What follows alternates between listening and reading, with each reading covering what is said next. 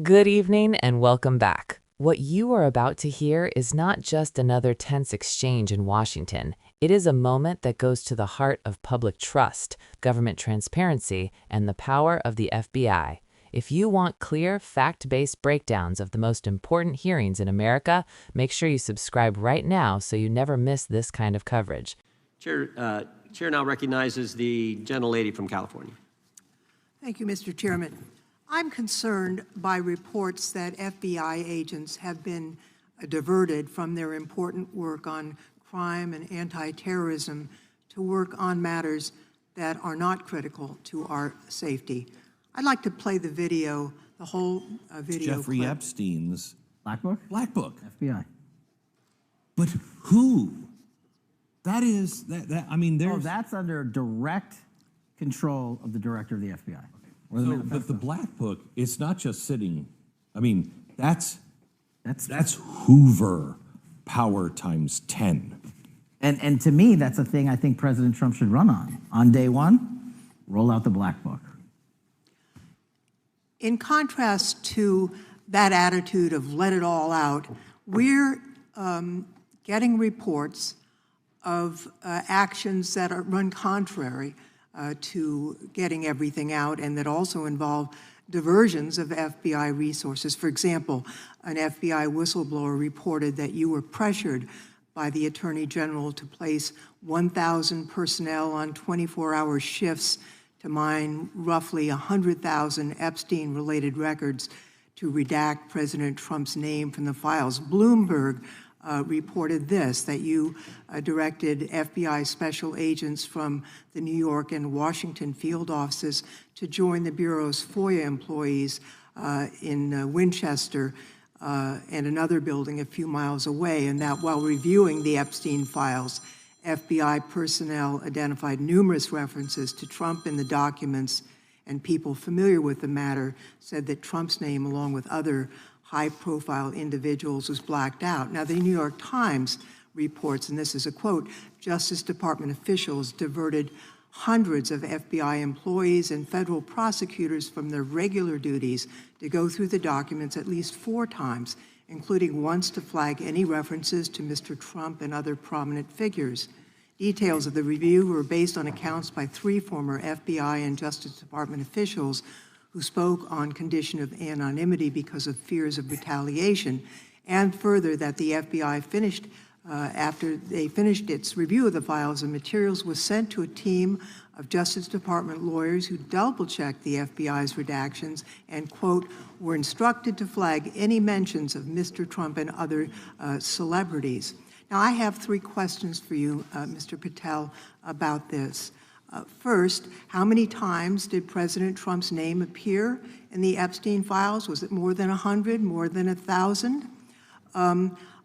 Were the agents who were pulled from their duties to redact the president's name from the Epstein files working on criminal cases or national security cases or child sex trafficking cases?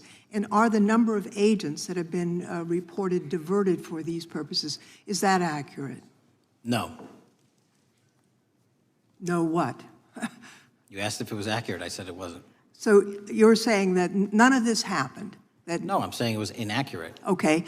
How many times did President Trump appear in the Epstein files? More than 100? More than 1,000? No, and what we've been able to release is what we've been legally able to release, and that has No, been that's not provided the to question. public. I asked you, how many times did the president's name appear? I don't know. It's your testimony. You do not know that The answer. number of times, no. Could you tell us how many agents were diverted for this task and what they were working on? When you say diverted, you make it seem as if agents were pulled off what they do all the time.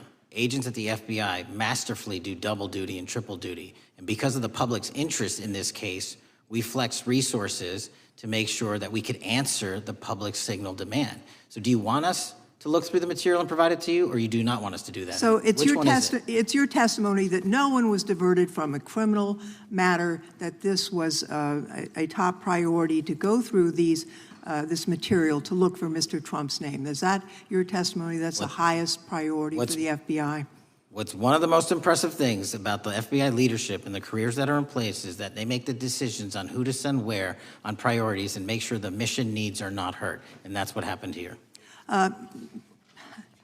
It's shocking to me that the FBI would think that erasing Mr. Trump's name from the Epstein files is a high priority when we have crime, we have national security threats, we have terrorism threats, we have murders such as that occurred, unfortunately, with Mr. Kirk. It's shocking to hear that that's your highest priority. And with that, Mr. Chairman, I That's yield literally back. not what I said.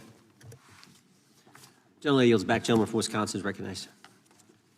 Today's focus is the Kash Patel confirmation hearing, where a Democratic lawmaker from California confronted Patel over explosive allegations involving the FBI, the Justice Department, and the handling of the Jeffrey Epstein files.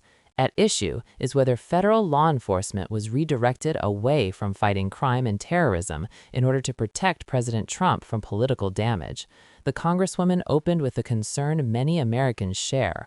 Are FBI agents being pulled off critical missions like counterterrorism, violent crime, and child exploitation to work on politically sensitive matters instead?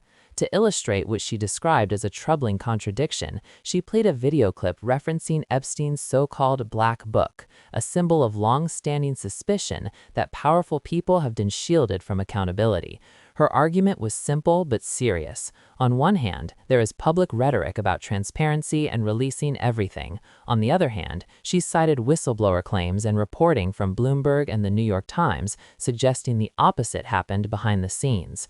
According to those reports, the Attorney General allegedly pressured the FBI to assign up to 1,000 personnel to work around the clock reviewing roughly 100,000 Epstein-related records.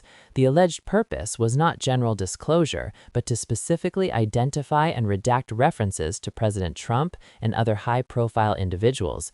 If true, this would mean massive resources were mobilized not for public safety, but for political damage control.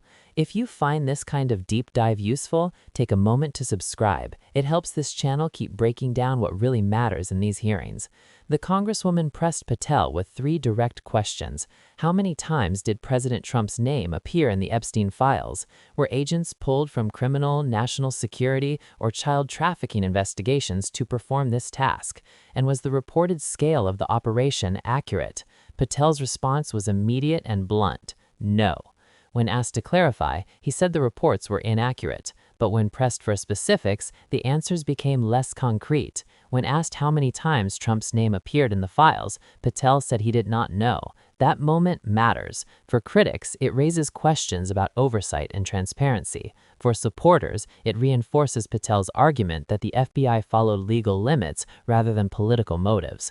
The Congresswoman pushed back, pointing out that she was not asking about what could be released publicly. She was asking whether Patel knew the internal facts. Patel maintained that he did not know the number. Then came the most revealing part of the exchange. Patel rejected the idea that agents were diverted at all. He reframed the issue, saying FBI agents routinely handle multiple responsibilities and that leadership ensures mission-critical work is never compromised. According to Patel, resources were flexed because of intense public interest, not because of political pressure.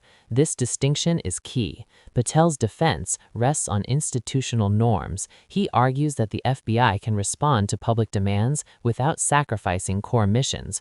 Critics argue that even temporary redirection of hundreds of agents represents a misuse of power if done for political reasons. If you want more clear explanations like this, subscribe now. These hearings move fast and context matters.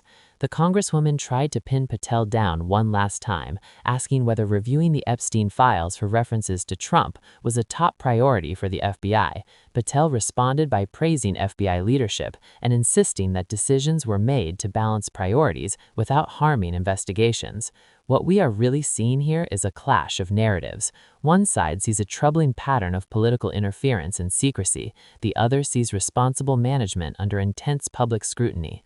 The truth may ultimately depend on documents and testimony that have not yet been fully disclosed. But one thing is clear: this exchange was not about Epstein alone. It was about whether the the FBI serves the public equally, or whether power and politics shape its actions behind closed doors. If you value calm, fact-driven reporting that cuts through the noise, make sure you subscribe and stay with us. We will continue breaking down every major moment from this hearing and others like it, so you can understand not just what was said, but what it means. Stay tuned.